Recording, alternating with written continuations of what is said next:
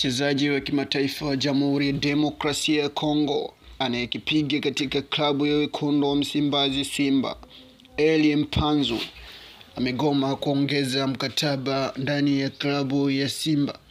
Hiyo ni mara baada ya mkataba wake kuwa unatamatika mwishoni mwa msimu huu. Elie Mpanzu imeelezwa kuwa anataka alipwe mshahara wa shilingi milioni 60 kwa mwezi, hali inayopelekea mabosi wa Simba kushindwa kukubali kusaini naye mkataba mpya.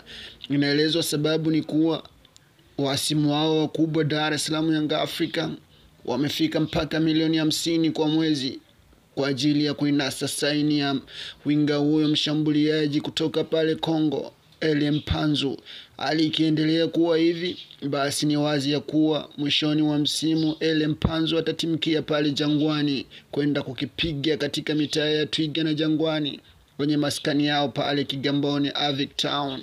Kama ndo kwanza unajiunga na channel hii, basi usisahau kusubscribe, kulike na kucomment.